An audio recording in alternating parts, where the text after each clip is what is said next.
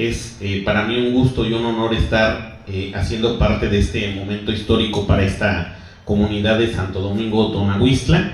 Primero que nada, yo quiero agradecer la deferencia, la invitación de mi gran amigo y colega Alejandro Pantaleón Calisto para poder hacer algunos comentarios precisamente de este trabajo. Gracias, amigo, por concederme ese honor, y sobre todo me da mucha satisfacción ver que la presentación de este trabajo pues sea un motivo de fiesta para esta comunidad, ¿no? Ver que hay muchas personas que han venido, que están aquí presentes de algunas otras partes, municipios vecinos, comunidades con las cuales pues a través del libro he podido conocer que tienen un vínculo histórico con Santo Domingo Tonahuistla. Creo que de alguna manera el trabajo que se hace a través de la investigación histórica, a través de la investigación de las tradiciones, pues debe motivar a que esos lazos sigan fortaleciéndose, sigan llevándose a cabo, ¿no? Entonces, sin duda, para mí es un motivo de mucha alegría el estar hoy platicando un poquito de este trabajo. Gracias por la invitación. También para mí es un honor compartir esta mesa con dos personas que aprecio muchísimo.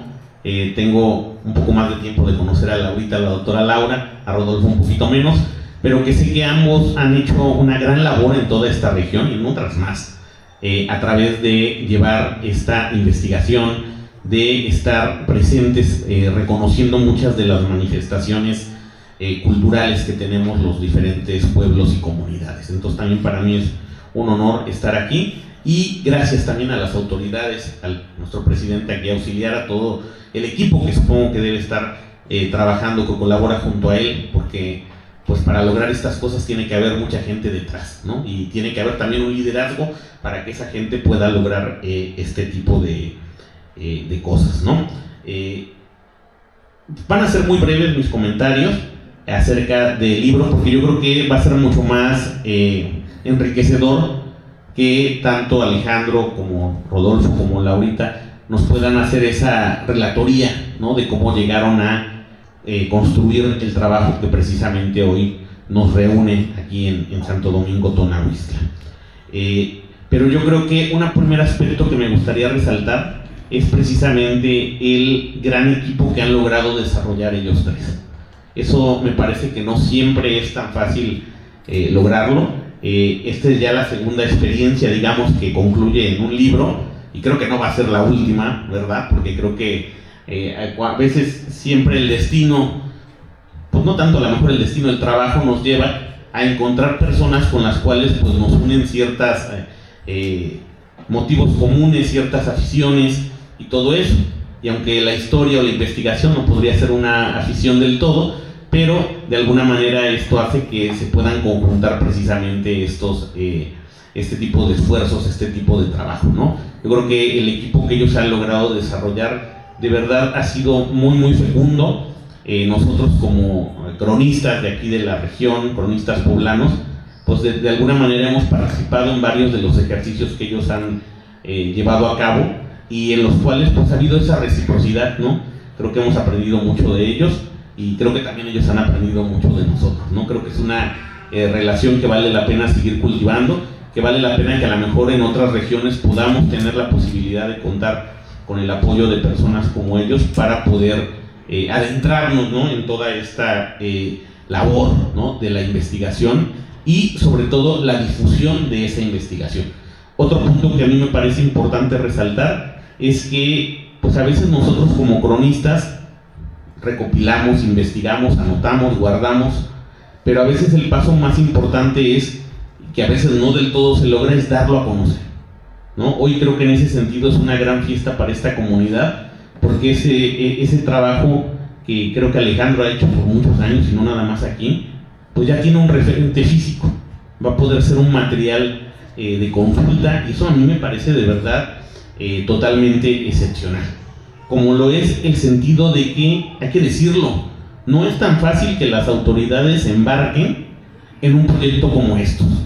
Cada día los libros están siendo un elemento que ya se nos va a volver parte literal del pasado, ¿no? Porque hoy tenemos el internet y hoy queremos encontrar todas las respuestas ahí. Entonces ya el hecho de hacer un libro, de publicarlo y todo eso, ya se vuelve un ejercicio totalmente poco común. Entonces eso también hay que dejarlo muy patente. Y además el hecho de que como autoridad aquí nuestro presidente haya decidido, digamos, cerrar un ciclo administrativo, de gobierno, como lo queramos ver, dejando una cosa como estas, a mí me parece también doblemente excepcional, ¿no? Sé que siempre va a ser importante cualquier obra, ¿no? A lo mejor una calle, una electricidad, no lo sé.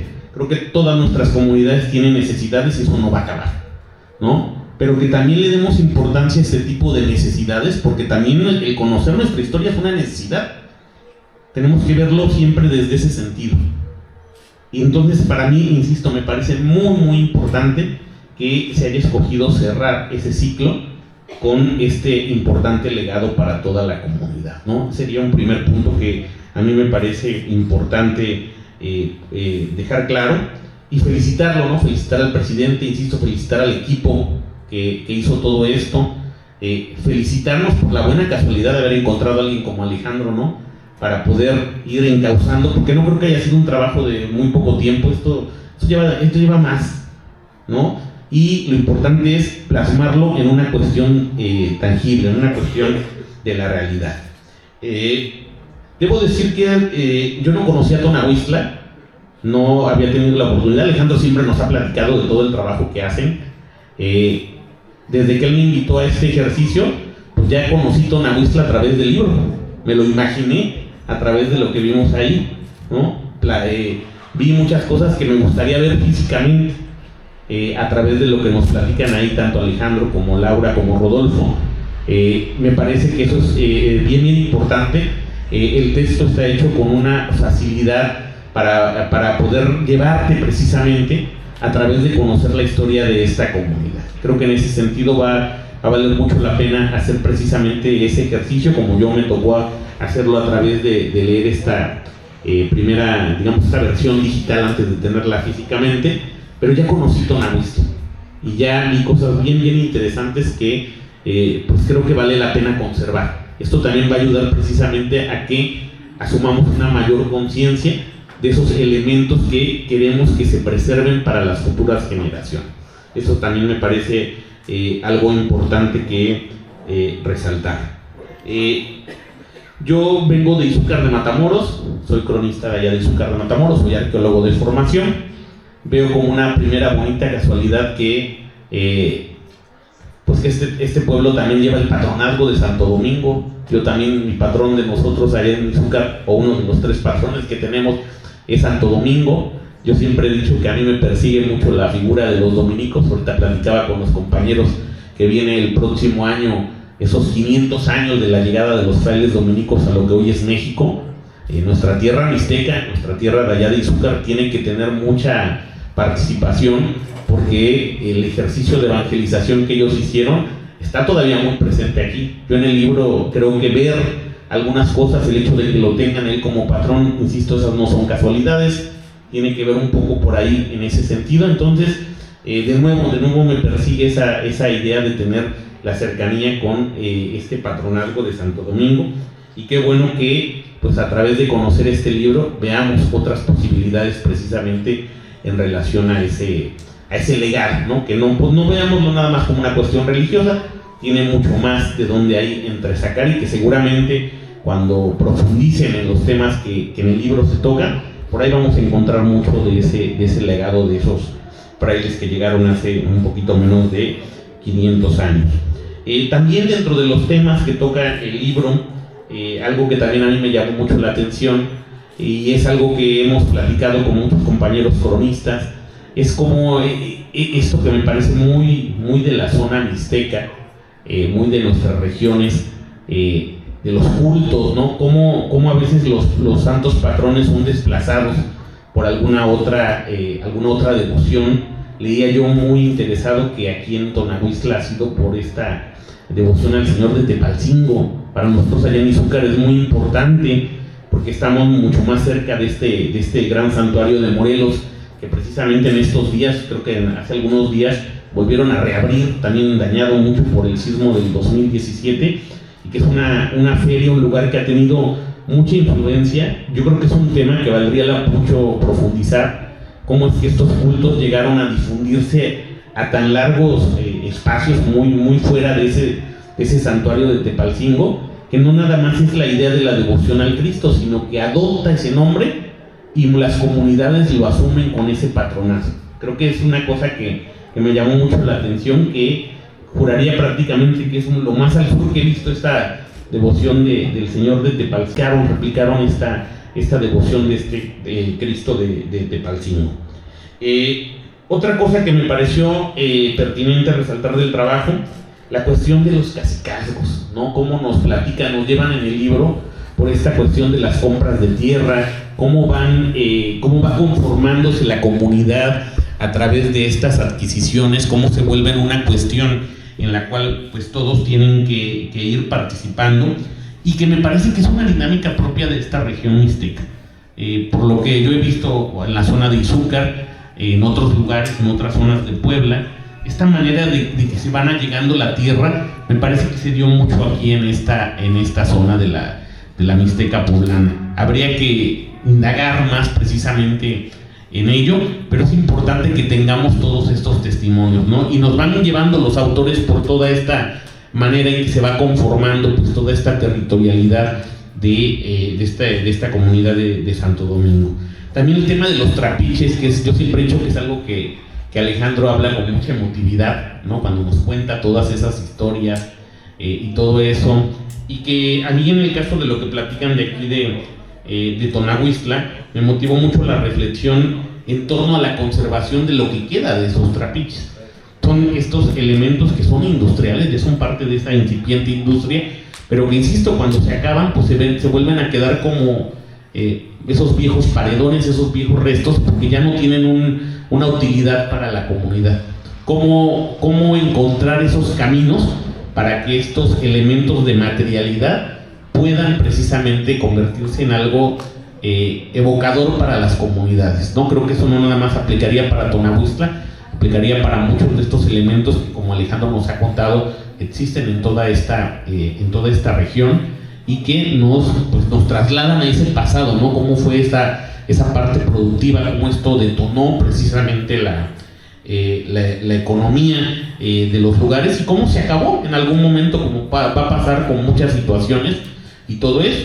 En ese mismo sentido, el asunto del ferrocarril, hace rato que íbamos al almuerzo, platicábamos con Laura precisamente de eso, ¿no? De este proyecto inacabado.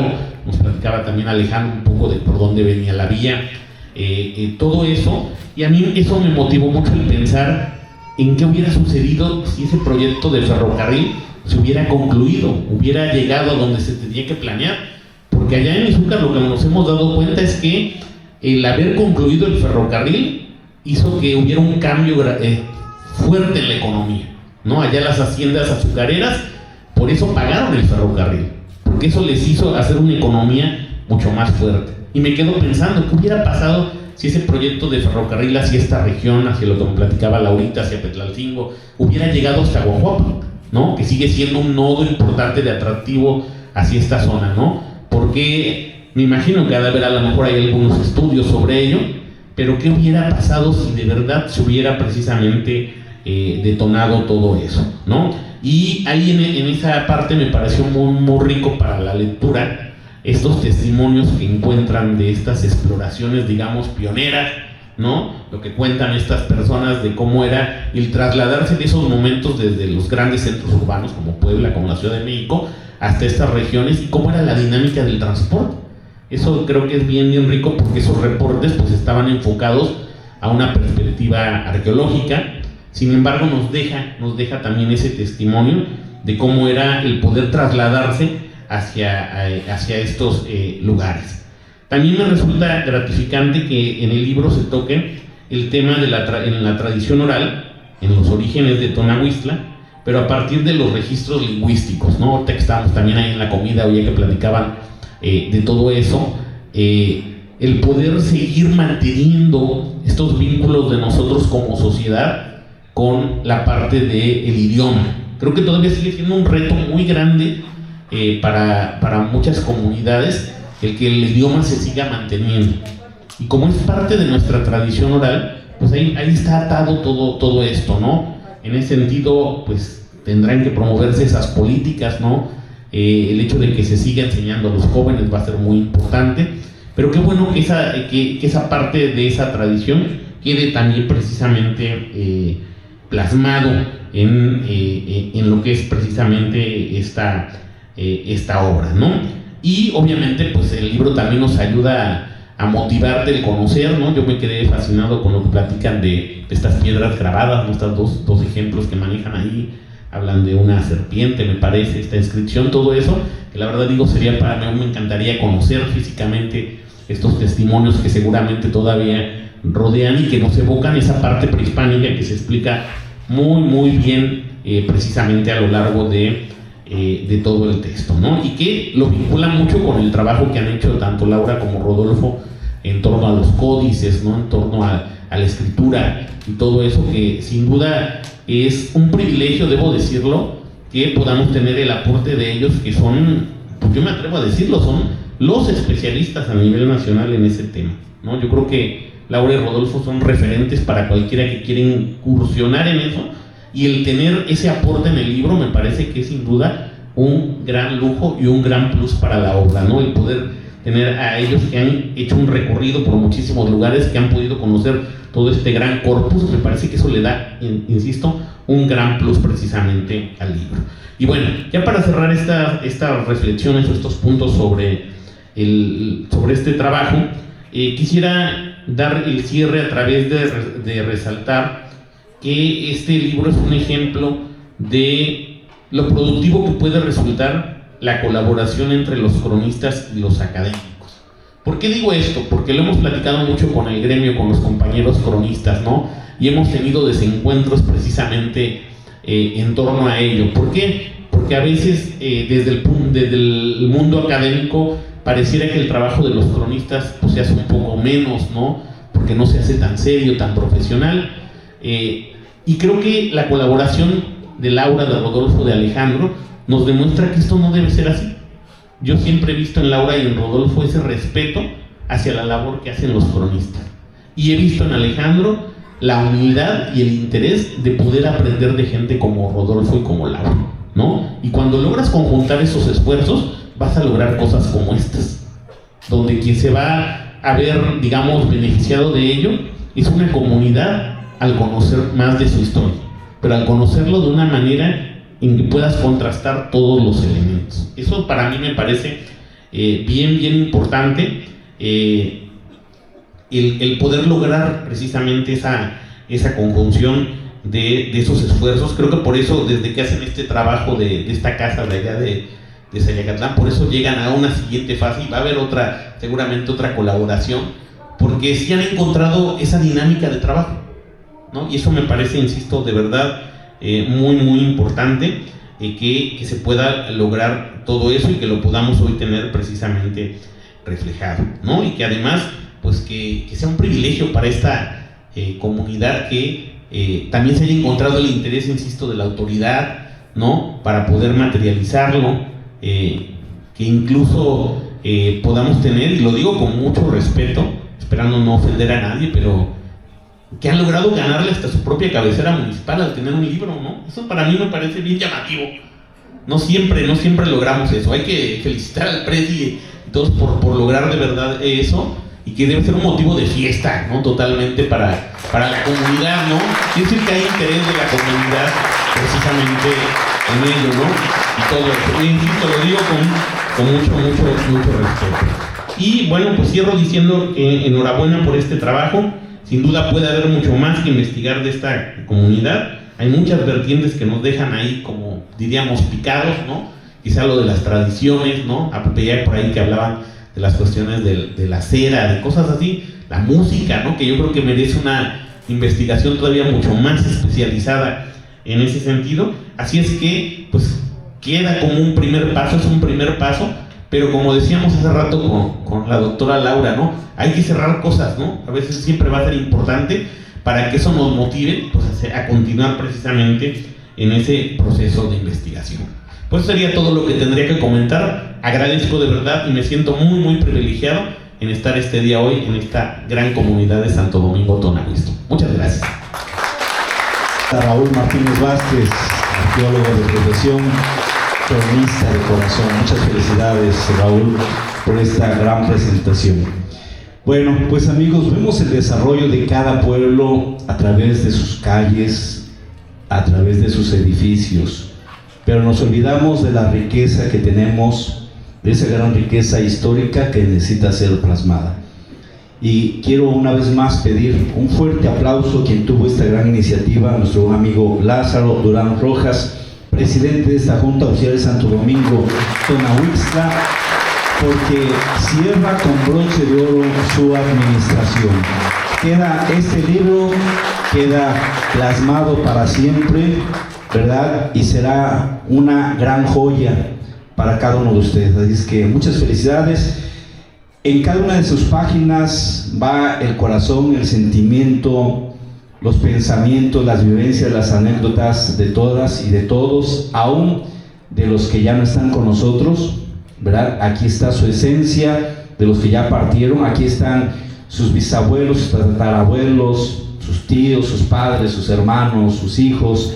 Aquí va a estar plasmado.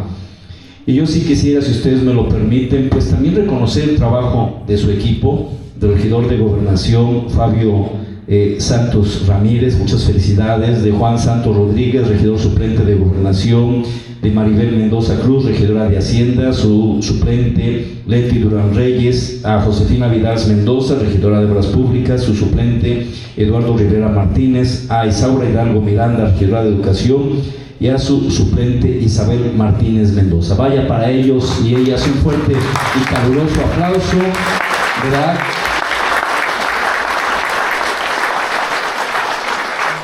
Y bueno, ¿quiénes somos los cronistas? ¿Qué actividad desarrollamos los cronistas? Los cronistas, de acuerdo a su etimología, viene de tiempo, ¿verdad? Somos los que vamos anotando lo que va pasando en nuestro pueblo. Somos los que amamos a nuestro pueblo, los que lo queremos, los que caminamos, ¿verdad? Y vamos recolectando esas pláticas con nuestros abuelos, las pláticas de la gente, ¿verdad? Vamos viendo lo que a veces hay otras personas que no ven. A veces vamos a los cerros, vamos caminando, vemos las placas son muy importantes, de ahí nos basamos nosotros. Vamos hoy en día caminando de la mano y hemos caminado muy de cerca con la doctora Laura, con el doctor Rodolfo, ¿verdad? Académicos ellos. Los cronistas no tenemos el título de historiadores porque son abogados, son arqueólogos, soy ingeniero, que nada tiene que ver con la historia, ¿verdad? Maestros, amigos, abogados.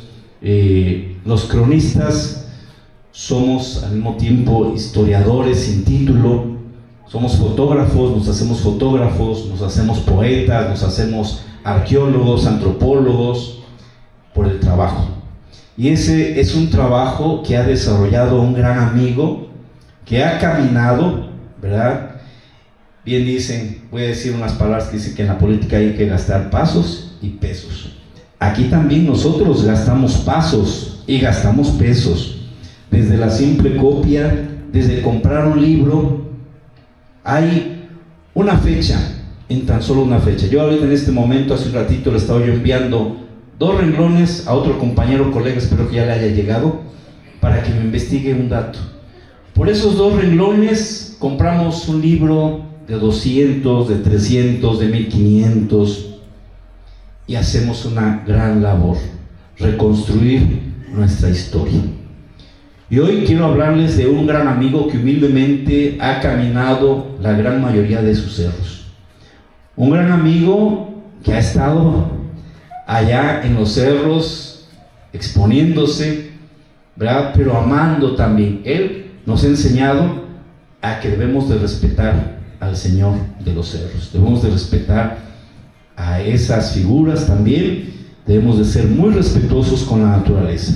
Yo quiero pedir un fuerte aplauso a nuestro amigo, el licenciado Alejandro Pantaleón Calixto, para que nos exponga todo lo que él, en compañía de la doctora Laura y de Rodolfo, han hecho posible. Es muy difícil poder hacer un libro. Aquí están plasmadas, si ustedes me lo permiten, 106 páginas. 106 páginas. Si ustedes supieran todos los libros que hay que leer, todo lo que hay que estudiar, todo lo que hay que depurar, se quedarían cortos al saber cuánto tiempo nos lleva el hacer un libro. Hoy es una realidad. Si es que el aplauso fuerte para el amigo coordinador de los cronistas de la Mixteca, el licenciado Alejandro Pantaleón Calixto.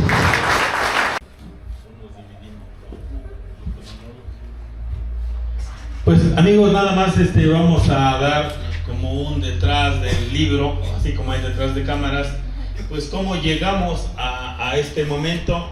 Yo empecé a visitar aquí en el 2016, en la primera feria, ¿verdad? Conocimos mi reconocimiento y agradecimiento también para el ingeniero Héctor León Rosales, que pues también yo pienso en las circunstancias. La vida es circunstancial. Yo llego acá y encuentro que nuestro amigo el ingeniero es el presidente auxiliar, con la confianza: oye, tu archivo, voy a andar tomando fotos en tu templo, no hay problema. Le dije, pues por escrito, ¿no? Para que no haya mayor problema, porque soy desconocido, yo recién llegado. Entonces así iniciamos acá. Al paso del tiempo, como decía el compañero y amigo, el ingeniero Alfonso Gil Campos, pues nos vamos allegando, y lo pongo de ejemplo coloquial. Por ejemplo, a la gente que le gustan los bailes, casi siempre se ve la misma gente. Los que les gustan los toros, es la misma gente, y los que andamos en este ambiente, pues somos los mismos, ¿no? Nos vemos en ese andar de cerros. Pues conocimos al amigo Rodolfo, al doctor Rodolfo, de confianza le digo amigo, pero es el doctor, la doctora Laura, y luego pues haciendo la dinámica de grupo con nuestros compañeros cronistas.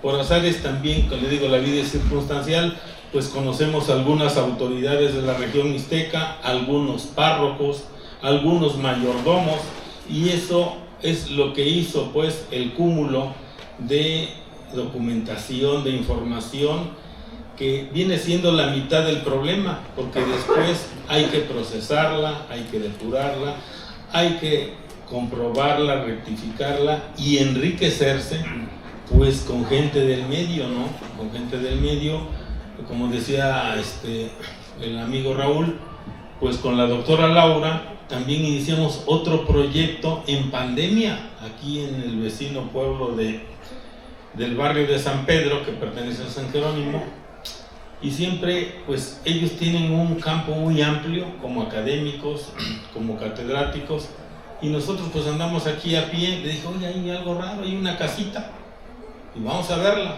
7, 8 de la noche, después de una visita a Chigmecatitlán, visitamos San Pedro, 7, 8 de la noche, pues aquí yo conozco a nuestra gente, no va a haber problema. Visitamos, pues aquí esto es para un artículo, ¿no?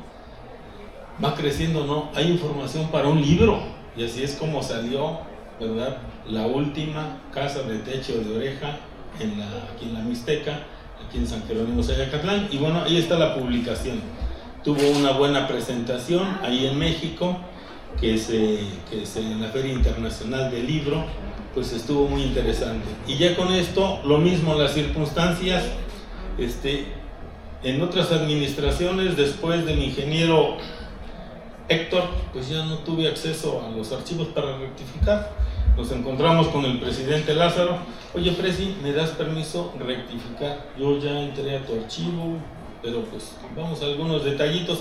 Siempre el cronista, ¿verdad? Como los académicos, pues es rendir frutos, porque no tiene caso que llenemos nuestros archivos de información y ahí se va a quedar o se va a perder, que nunca va a salir a la luz. Entonces con el presidente Lázaro, dice, adelante, se da la oportunidad de entrar a otros archivos, documentación posterior al 1600, luego lo notifiqué con la doctora, con el doctor Rodolfo, y ¿saben qué? Hay información del 1600. Pero en esa ocasión, en la visita que se hizo en diciembre, se tomaron aproximadamente 6,000 fotografías de documentos, 6,000 documentos. Lógicamente no podemos publicar 6,000 documentos, hay que paleografiar, ¿sí? Encontrar la traducción. Hay paja, hay documentos que no sirven, ¿no? Que no tienen más que la parte de atrás, hasta una hoja en blanco se fotografía. Entonces, con eso, platicando con el presidente, ¿se podrá hacer un libro? Que se puede, pero estamos contra el tiempo. Entonces, la doctora y Rodolfo dicen 5 de enero se cierra, ¿no? Porque se tiene que preparar el libro, se tiene que revisar, se le tiene que dar formato. Y bueno, con eso, dice el presidente, sabíamos que todos salen el 15 de febrero, dice no, esto tiene que ser para el 8, porque el 9 ya no es presidente. Bueno, a marchas forzadas, aquí estamos, me da mucho gusto, vamos a ser breves, quise nada más hacer la presentación del trabajo, el libro pues lo van a tener en sus manos, y si da tiempo, hacemos una media línea del tiempo, pidiéndole a la doctora la cuestión arqueológica, a nuestro amigo Rodolfo, pues que está muy experimentado en la documentación que encontramos posterior al 1600, ¿verdad? Del cacicazgo y el gran vínculo que tiene este pueblo con el antiquísimo pueblo de San Pedro y San Pablo Tequistepec, y ese es uno de los motivos que vemos gente de Ximecatitlán, gente de Santa Cruz y de Tonahuistla y de el antiguo pues Yucundaí, ¿no? Nos da mucho gusto, de mi parte es ahorita, y si después da tiempo, pues hablaríamos ya un poquito de la microhistoria, que es lo que el cronista maneja, y pedirle pues también a la doctora la cuestión arqueológica, ¿verdad? Cuando le dije, oiga doctora, hay unas piedras allá que vi que están bien resguardadas, que no dejan verlas, ¿se podrán ver? Claro que sí. Dice, esto tiene que ver con Tequistepec, esto es parte del rompecabezas que faltaba, ¿no? Y ahí están. Entonces el sueño, ojalá y las próximas autoridades pues vean lo de un museo que tiene un buen material. Entonces, de mi parte es todo, es nada más como el detrás del libro, ¿sí? Buenas tardes, para mí es un gusto estar aquí, la verdad, como bien cuenta don Alejandro, pues siempre detrás de esto que a veces podemos decir, son 106 páginas, está chiquito, está fácil, ¿no? Ahí hay muchos años de trabajo, pues al menos desde 2016 que empieza don Alejandro a venir. Nosotros vinimos en 2017 y luego vinimos en 2018 y luego vinimos en 2024, 2 veces, con la hospitalidad de esa administración y de don Lázaro, y pues en junio pues quedó planteado la posibilidad del libro. Y algo que nos gusta mucho de esta unión de la que hablaba Raúl, ¿no? Y del respeto en el trabajo mutuo de pues diferentes personas que están aquí detrás del libro. O sea, aquí pues aunque parecen 3 autores, ¿no? Hay mucha gente detrás que pudo hacer posible todo esto, desde la persona que está a cargo de los archivos y que deja consultar los documentos, que deja fotografiarlos, que se permite la conservación de esos documentos, pues son muchas horas, además de la paleografía y luego del cruce de información, porque cuando vimos esas piedras de las que habla el libro, dije, esto es conexión con Tequistepec y con lo que es la Mixteca Baja y con el desarrollo de lo que en aquellos años, en 1966, John Paddle llamó estilo Ñuñe, ¿no? Entonces, todavía esas piedras no eran Santo Domingo Tonahuistla, pero ya había pobladores asentados aquí y que estaban elaborando ciertas inscripciones en piedra con esos mensajes que compartían con Tequistepec y con Chazumba y con otras poblaciones hacia la Mixteca Baja oaxaqueña, ¿no? Entonces, realmente ahí también vemos esa conexión de muchos años, no solo lo que cuenta la tradición oral que remonta hasta el 1600, sino que también vemos una continuidad temporal y una hermanación de muchas comunidades que en ese momento no se llamaban como ahora, ¿no? Que tenían esos lazos al menos desde el 500 antes de Cristo, ¿no?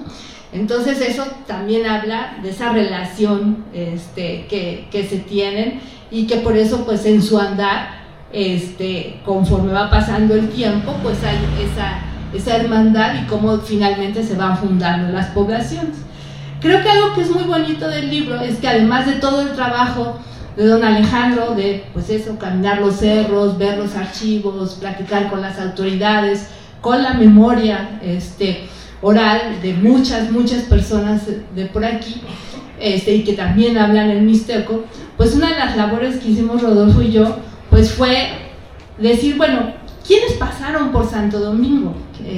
Así como los arqueólogos del año de 1936 y 1932, que cuentan las peripecias de cómo llegaban aquí, y lo difícil que era llegar, y sus narraciones, pues dijimos, ¿quién más vino por aquí? ¿No? Y entonces, afortunadamente, yo creo que hace unos años quizá no se hubiera podido hacer de la misma manera, porque hubiera llevado más tiempo ir a esas bibliotecas, ir a incluso repositorios internacionales, y ahora con la tecnología muchas cosas están digitalizadas, y eso permite la facilidad que uno desde de Santo Domingo Tonahuistla, desde su casa, pueda ir buscando esos documentos e ir cruzando la información.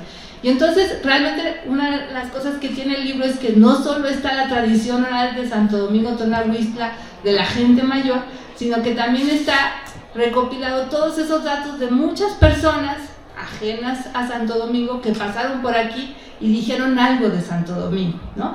Y hablaron con personas, y ahí están los nombres de esas personas con las que hablaron y lo que dijeron, ¿no? Entonces, algo que es muy bonito de ese libro es que al menos deja a la comunidad de Santo Domingo Tonahuistla el conocimiento de qué otras personas dijeron de su pueblo, ¿no? Qué otras personas dejaron constancia de lo que se dice en el mundo, en la ciudad, sobre su pueblo, pero además conjuga todos los saberes y todo el conocimiento que hay aquí en Santo Domingo a partir de sus archivos.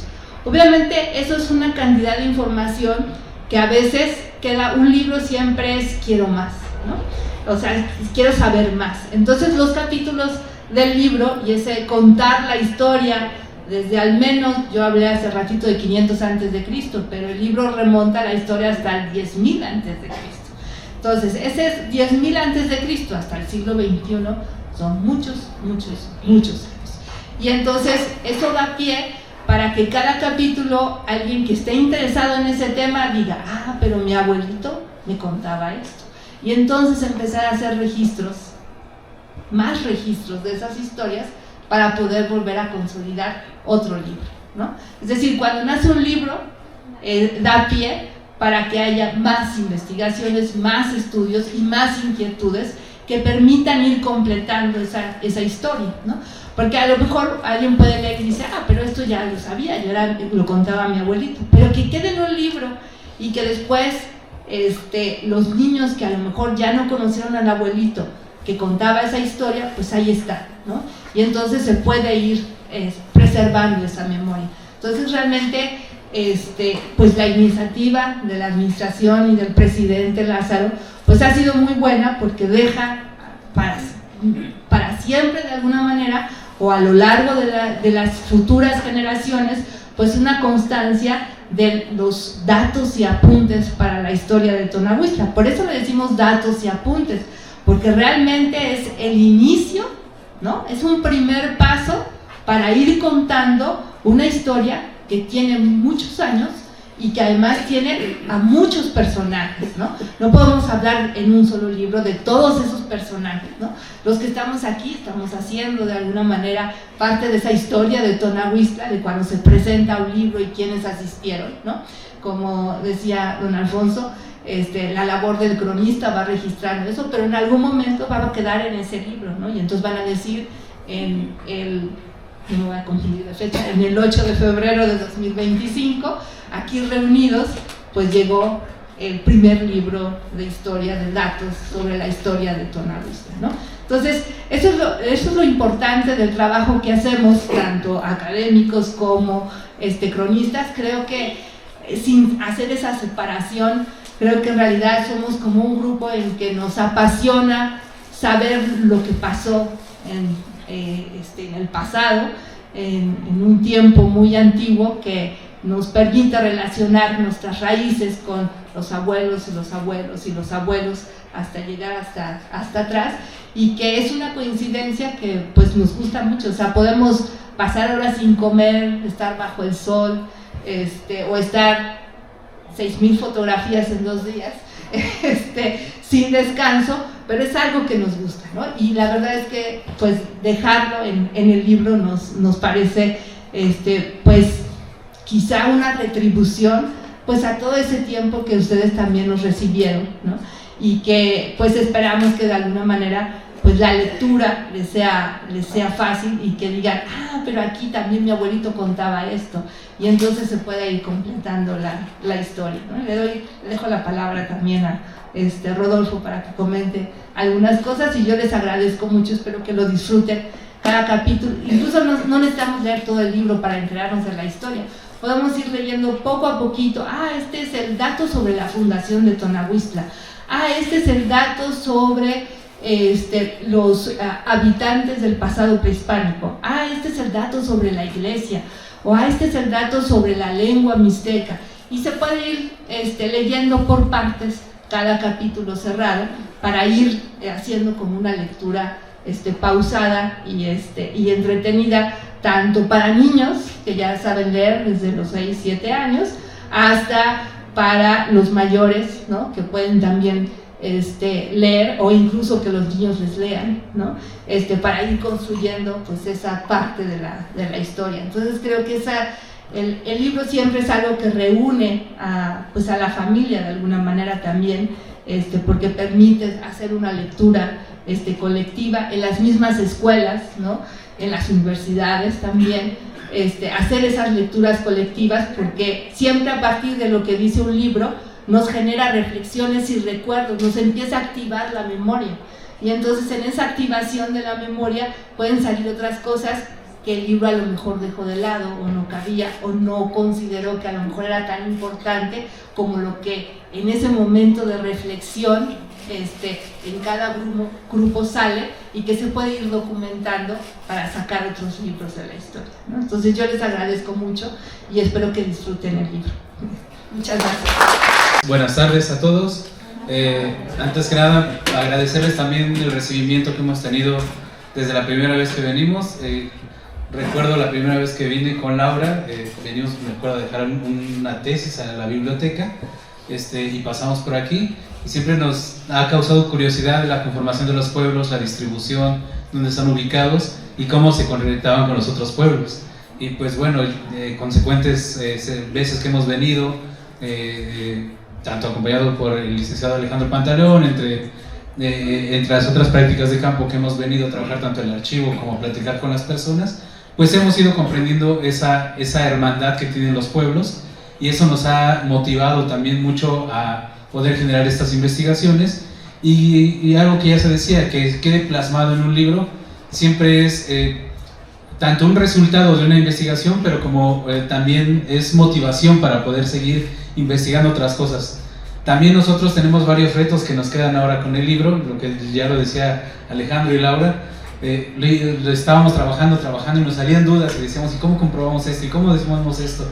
Y a revisar otra vez los documentos fotografiados, y tenemos que ir a platicar de nuevo con las personas mayores que platicamos, porque encontramos, de hecho, al final, ya cerrando el libro, algunos datos de unos investigadores que estuvieron aquí en los años 70 que registran algunas historias en mixteco.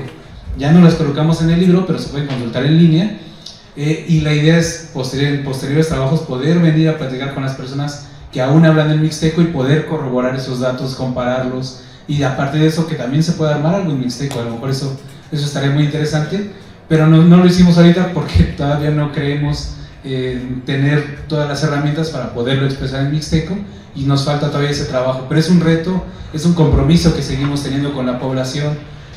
Siempre que nos reciban, pues estaremos viniendo, estaremos trabajando. Luego a veces nos perdemos de que estamos, como decía Alejandro, en varias partes de la mixteca, precisamente porque, por ejemplo, algunos datos de los documentos de aquí nos hablaban de Petlalcingo, de cómo se van hasta Ometepec las cabras, antes cuando había esas haciendas volantes, cómo se iban con las cabras hasta Ometepec. Entonces una idea de nuestra es seguir esa ruta de cómo se hacía esa migración, ¿salud?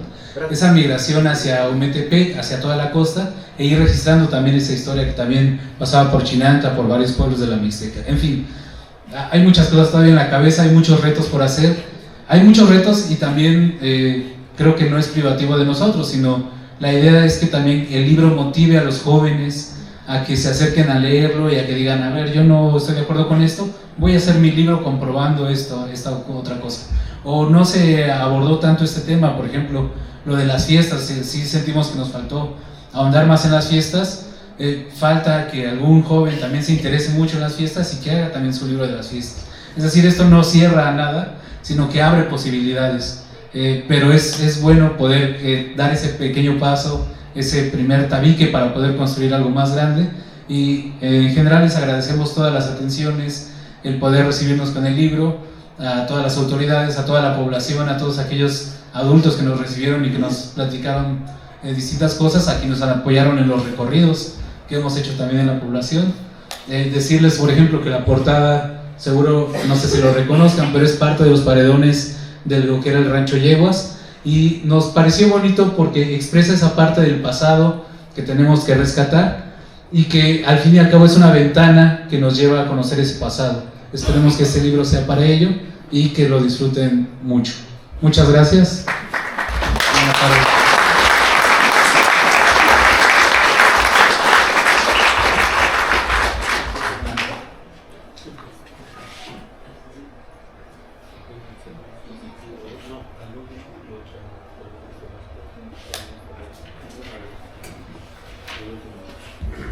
Muy bien, bueno, pues no sé si pasamos a una comunidad mixteca que se encuentra de Tepeji de Rodríguez como a media hora.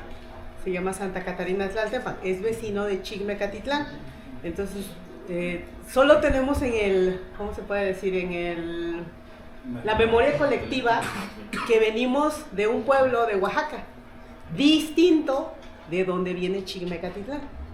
Se llama Santa Catarina Chinango y pertenece al mismo distrito.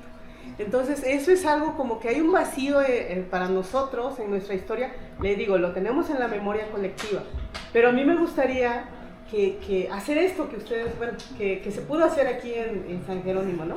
Para precisamente, nosotros siempre Tepeji se menciona como la Mixteca, la famosa Mixteca, pero realmente solo hay dos pueblos mixtecos hablantes ahí, y yo siempre les digo, es que ustedes no son mixtecos, no son colocas, pero bueno, alguien me podía hablar de eso, por favor. Gracias y felicidades. Pues lo dividiríamos en dos partes, los vínculos. La tradición oral es muy fuerte, la respuesta la dividiríamos en dos partes. La tradición oral, que está bien arraigada en la memoria colectiva, es pues la separación de San Pedro y San Pablo Tequistepec, pero ya con más, teniendo más contexto. En mi opinión, todo el origen es San Pedro y San Pablo Tequistepec, todo, Santa Catarina Chinango, Santa Catarina Tlaltepan y más pueblos, ¿no? Cómo se separa Cozoltepec, eso está documentado. Cómo se separa Guadalupe Cuautepec, Miltepec. O sea, eso está documentado en todo el gran centro de Tequistepec. Lógicamente es muy poco lo documentado y lo que nos llega es la tradición oral, ¿no? Los documentos aquí encontrados pues hablan de algo más tangible, algo más para acá de los cacicazgos, y pues me gustaría que ahí nos hablara del cacique de Tequistepec. ¿Cómo llegaron acá? Bueno, es que la respuesta es bastante compleja como todo tema. Por ejemplo, primero pongo el ejemplo de aquí y lo que puede pasar allá. Lo que encontramos aquí en los documentos es que Sabino Aja Villagómez, uno de estos caciques antiguos, ya para 1800, cuando en teoría en el México independiente ya no había caciques, él seguía nombrándose cacique, porque tenía todavía esa autoridad, ese respeto, etc. Pero legalmente, digamos, ya no había caciques. Pero él todavía tenía posesiones. Muchas de lo que eran actualmente terrenos de lo que es el pueblo eran posesiones de él. Recordemos que antiguamente los caciques eran dueños de muchas posesiones de tierra. Y no solo de las posesiones de tierra, también tenía gente a su servicio. Así como yo sí digo, todos ellos me van a servir a mí, no importa dónde estén, en Izúcar, en México, donde estén, van a servirme a mí. Entonces, no tanto es que sus tierras fueran mías, sino que ellos me pertenecían a mí. Eso pasaba con los caciques. El cacicazgo más fuerte de la región era el de Tequistepec. Y él tenía, este cacique, tenía mucha gente trabajando en muchas tierras de labor en todos estos alrededores. Lo que vemos, de hecho, en los documentos y lo que nos ayuda a comprender esta parte, es que esos pobladores se empiezan a separar del cacique, empiezan a dejar de reconocerlo como tal y empiezan a formar poblaciones. Quizá aquí había unos habitando aquí, otros más adelante, se juntan y hacen una población. Es aproximadamente lo que llega a pasar en muchos pueblos. Ahora, lo que falta es corroborar esos datos. Es interesante lo que menciona de que sea de otro pueblo, no necesariamente Tequistepec, posiblemente por algo que decía Pantaleón, esa separación. Si yo me separo de ellos y digo, no, yo ya no soy su amigo, voy a hacer mi nuevo grupo de amigos. Y a pesar de que en un primer momento éramos todos juntos, ya nos vamos separando y entonces nuestro discurso va a decir que somos separados, somos diferentes. Eso pudo haber pasado. La invitación queda abierta a investigar. Lo que decíamos, muchos documentos de aquí encontramos datos, por ejemplo, datos sobre Tonahuistla encontramos en Totoltepec de Guerrero, en Xayacatlán, muchos documentos que tiene Pantaleón de Petlalcingo hablan sobre Tonahuistla. Seguramente lo mismo pasa en todas las poblaciones. También aquí tenemos datos de otros pueblos y otros pueblos seguro tienen datos sobre este pueblo. Entonces esa es un poco la labor que hacemos, tanto de la historia como de los cronistas, o en general quienes nos dedicamos a conocer el pasado, le llamaría así. ¿Qué es eso? Es ir investigando de varias partes para poder completar, así como si fuera un rompecabezas, e ir armando las piezas. Entonces, pues sí, ahí sería hacer esa investigación, y si nos invita a ir a su pueblo, pues con gusto iríamos. Y no sé si quieres agregar algo, ¿no? Pero eso es bien interesante también, porque Chinango, por ejemplo, también tiene en su iglesia, reutilizaron inscripciones que datan del periodo clásico del 500, entre el 400 y el 900 después de Cristo, que son contemporáneas a las inscripciones que hay en Tequistepec y son contemporáneas a las inscripciones que se encontraron aquí también.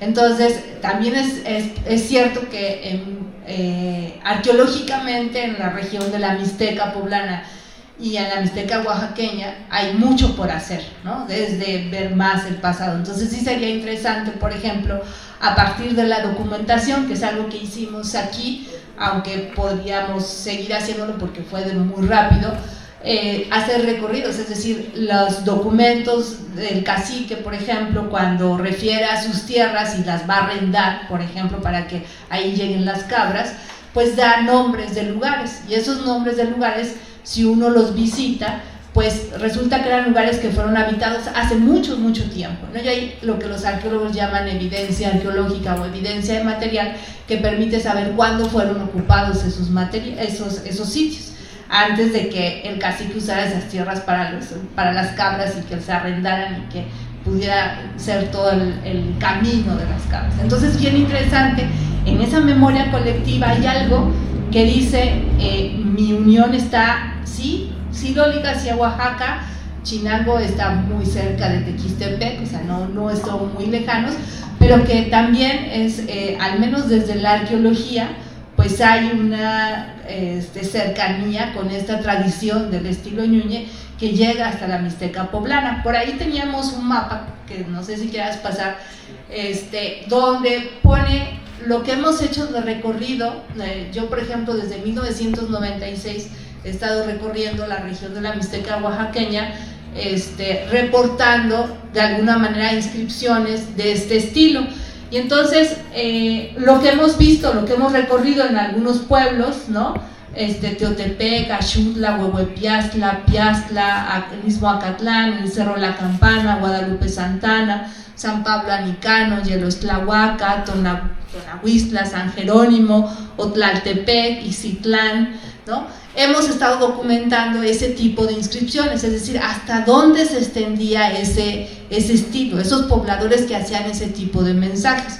Entonces, cuanto más comunidades podamos visitar y conocer de alguna manera esa evidencia histórica que a veces, por ejemplo, se trajo una piedra porque estaba bonita, pero resulta que tiene dibujos y no entendemos cuáles son los dibujos. Esa es parte también de nuestro trabajo, y eso nos permite ver cómo antiguamente dejaban los mensajes y cómo hay esa conexión con pueblos tanto de Oaxaca como de Puebla. O sea, actualmente tenemos esa división política, pero en la antigüedad pues era un corredor de pueblos hermanos, ¿no? Que no tenían exactamente ese nombre, pero que ahí dan una liga, ¿no? Entonces, realmente, aunque la memoria colectiva quede como memoria y que parezca que no hay datos que se puedan conectar, seguramente rascando se van a encontrar esas conexiones con esa parte del pueblo de Chinango, ¿no? Pero sí es una pregunta que deja para mucho, ¿no? Y que bueno, pues sería muy bueno pues poder visitar. ¿Alguien más? De Palma, y para ello en las comunidades que llamamos cuevas se reunían 10, 12 personas grandes a hacer sus sombreros, y para no dormirse platicaban las anécdotas de la región. Bueno, esto que dice aquí la persona de ¿cómo se llama? De Chinango, recabando las cabos, yo digo, cuando hay una separación del pueblo de Tequistepec, hay un desacuerdo, porque primero por la edificación del templo arriba del cerro, dos familias no estuvieron de acuerdo, familias sí, entonces para evitar eso se dividieron y dijeron los ancianos, vamos a buscar un lugar donde estemos tranquilos y separarnos de estas familias que se nos integraron, que no están de acuerdo, y cuando encontremos, regresamos por ellos para formar nuestro pueblo. Entonces dice la historia, que empezaron a caminar, y caminando, pues muchas familias, no eran grupos de 10 ni 12, no eran familias completas, entonces muchas familias se fueron quedando en diferentes poblados, en diferentes lugares, y con el tiempo esas familias formaron un rancho, formaron una villa, formaron un pueblo. Por eso Tequistepec tiene hermanos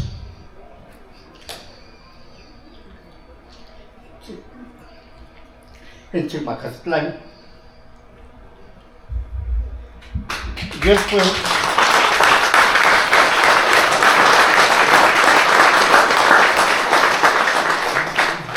Yo el pueblo de Chimacatlán lo conocí en 1965. Nos recibieron con mucho amor. Yo escuchaba en las pláticas de los viejitos del pueblo hermano de Chimacatlán que se había perdido. Entonces yo viviendo en Puebla, la inquietud con otros compañeros de mi edad, tratamos de buscar el lugar. Afortunadamente un señor que era fletero nos dijo, yo conozco un pueblo que se llama Chimacatlán, pero ¿por dónde es? Si quieren, porque se de acuerdo, yo lo llevo. Y nos llevó y fuimos recibidos muy cariñosamente. Bueno, entonces nos decían, ¿no?, que muchas familias en su recorrido se fueron quedando en poblados o en rancherías. Y ahora, hasta nuestros días, yo comprendo que la pregunta que hizo aquí la compañera, quizá fueron 2, 3 familias que quedaron ahí y con tiempo formaron un pueblo. Acá, donde estamos ahorita, a lo mejor fueron 4 o 5 familias. Santa Cruz, lo mismo, otras 4 o 5 familias. Llegan a Mozoc, ahí forman un poblado, pero son solicitados para el censo virreinal, y nuestros queridos paisanos no quieren pertenecer al virrey, buscan un lugar donde sean independientes. Y así hacen su recorrido, a Mozoc, Cholula, a la villa de Atlisco, que era la villa de Carrión. De ahí regresan por San Francisco de Teotihuacán y hacen su recorrido, y accidentalmente llegan a donde está ahora Chimacatlán. Digo accidentalmente, pues llegan en el precipicio donde pasa el río Atoyac, un lugar muy profundo. Y dice ahí, ¿cómo se llama?, que al otro día, al despertar, vieron que ladraba un perro, pero era del otro lado del precipicio. Pero entonces vieron por dónde pasó el perro. Entonces, siguiendo las huellas en la bajada, llegan hasta abajo y encuentran un árbol atravesado el río, y así como pasan todos y suben a donde está ahora Xometlán, que se dice que llegaron y ya muy cansados, y ahí descansaron porque se acercaba la festividad de la Virgen Santísima. Y es así como hacen tiempo ahí, y ya después el cacique o algo así va y los ve y esa cosa, y es como encuentran su fundación. Hablan de regresar por sus hermanos que se quedaron en Tequistepec, pero viene la independencia, viene la revolución y se van pasando los años, y después de 300 años, esa comitiva que mandan se encuentra a Tequistepec en 1843. Son muchos años de búsqueda. Ahora, Tequistepec, según la leyenda, los frailes dominicos empiezan a edificar el templo en 1535, con permiso de los caciques, que son dueños del terreno. Pues Tequistepec tiene una gran extensión de terreno, muy grande, porque se dice la leyenda que son 4 caciques. Entonces se unen, son evangelizados, se unen, y ese terreno lo donan al templo. Es donde ahora es Tequistepec. Es más, en Tequistepec hay un retablo de la Pasión